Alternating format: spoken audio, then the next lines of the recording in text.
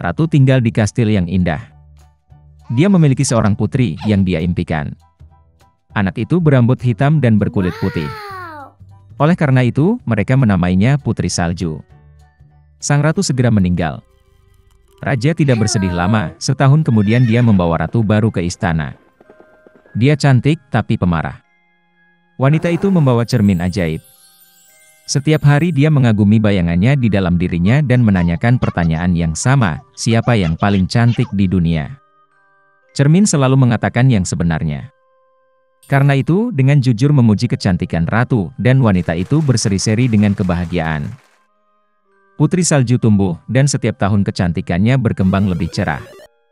Dan sekarang, sekali lagi, berbicara ke cermin, ratu mendengar sebagai jawaban bahwa sekarang dia bukan yang tercantik di dunia, tetapi Putri Salju.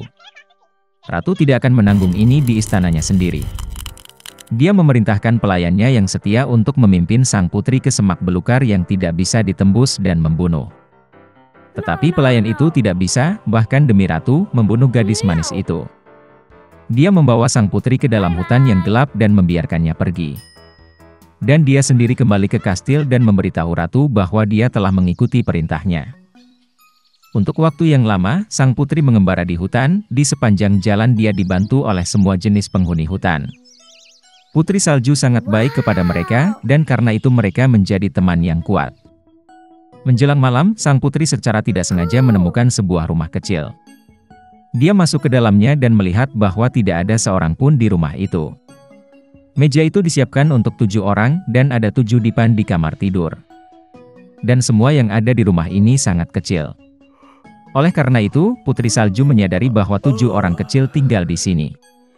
Setelah perjalanan yang panjang dan sulit, dia berbaring di salah satu tempat tidur dan tertidur lelap. 7 kurcaci pulang larut malam. Mereka sangat terkejut dengan kemunculan tamu yang tak terduga. Putri Salju tidur begitu menawan sehingga para kurcaci memutuskan untuk membiarkannya tidur, dan tidak membangunkannya.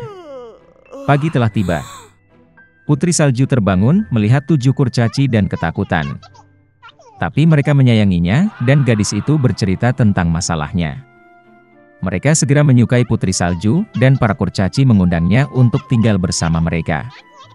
Selain itu, dia setuju untuk mengurus rumah, memasak, mencuci, dan membersihkan. Setiap pagi para gnome pergi ke pegunungan untuk menambang emas dan batu mulia, dan kembali larut malam. Berangkat kerja, mereka memperingatkan Putri Salju agar dia takut pada ibu tiri yang jahat dan tidak membuka pintu untuk orang asing.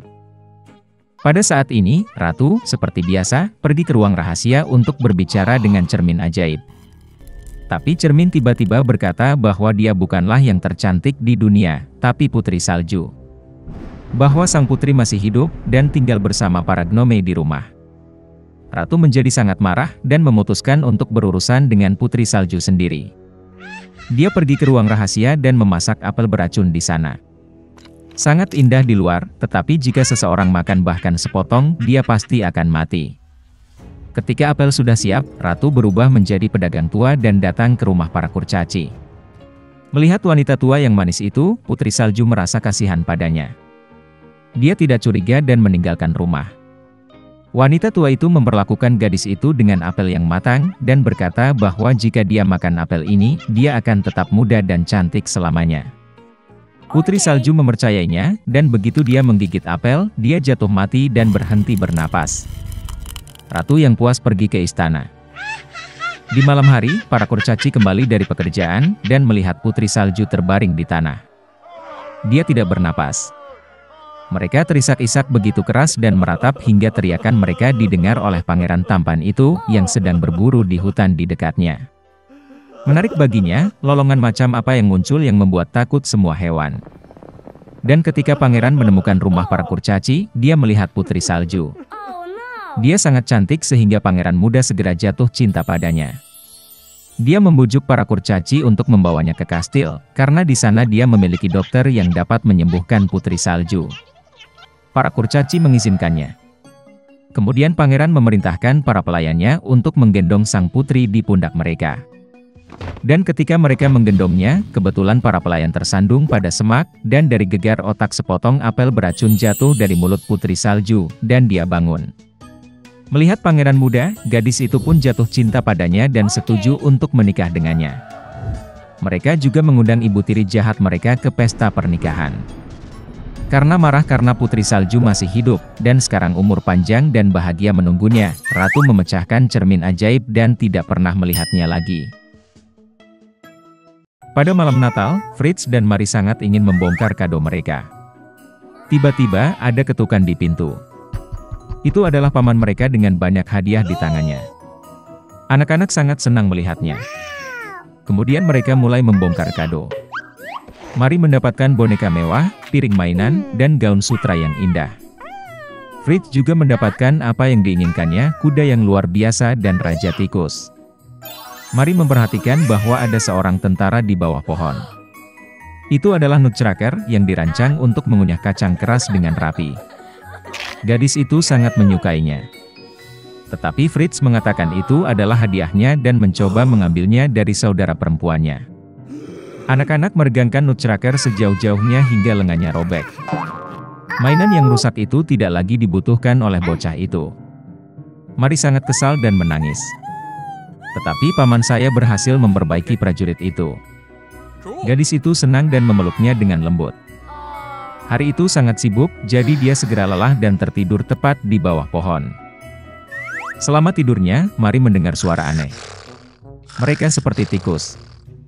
Gadis itu membuka matanya. Benda-benda di rumah itu tampak jauh lebih besar dari yang sebenarnya. Dan pohon tempat dia tertidur menjadi sangat besar. Mary menyadari bahwa bukan objeknya yang bertambah, tetapi dia yang mengalami penurunan. Tiba-tiba, Raja Tikus dengan pasukannya muncul di depan mata gadis yang tercengang itu. Mary sangat ketakutan dan ingin melarikan diri. Tapi tikus raksasa menghentikannya. Dan kemudian keajaiban terjadi, Nutcracker melompat berdiri dan meraih gadis itu. Mereka langsung memanjat pohon kera buku, dan di sepanjang pohon itu sampai ke mainan Fritz. Ada banyak sekali koleksi prajurit timah. Nutcracker meminta bantuan. Para prajurit segera melompat berdiri dan mengejarnya. Nutcracker mengambil alih komando pasukan, dan para prajurit mulai melawan pasukan Raja Tikus. Pertempuran antara mainan dan tikus berlangsung sengit. Tapi, sayangnya, ada terlalu banyak tikus, dan pasukan Nutcracker mulai mengalami kekalahan. Mary melihat ini dan lari dari tempat persembunyiannya. Dia melemparkan sepatunya ke Raja Tikus dan memukulnya tepat di kepala, dan dia jatuh ke lantai tak sadarkan diri. Tikus lainnya menyadari bahwa pertempuran itu kalah, dan lari ke segala arah. Mary berlari ke Nutcracker, tetapi dia terbaring tak sadarkan diri, karena dia terluka parah oleh Raja Tikus. Gadis itu mengira dia sudah mati, dan mulai menangis dengan getir. Dan tiba-tiba, seorang peri cantik muncul di belakang Mary. Dia memutuskan untuk membantu gadis itu. Dengan lambaian tongkatnya, dia menghidupkan kembali Nutcracker. Dengan lambaian tongkat kedua, peri mengubah prajurit itu menjadi pangeran tampan. Mary dan Nutcracker saling memandang dengan mata penuh kasih, dan tidak bisa mengalihkan pandangan mereka. Dengan lambaian tongkatnya untuk ketiga kalinya, peri membawa pasangan yang jatuh cinta ke kerajaan permen. Pohon-pohon di sana terbuat dari permen, dan bunganya dari selai. Itu adalah tempat yang luar biasa. Mary memejamkan mata sejenak karena senang. Dan tiba-tiba, dia mendengar suara ibunya yang memanggil namanya.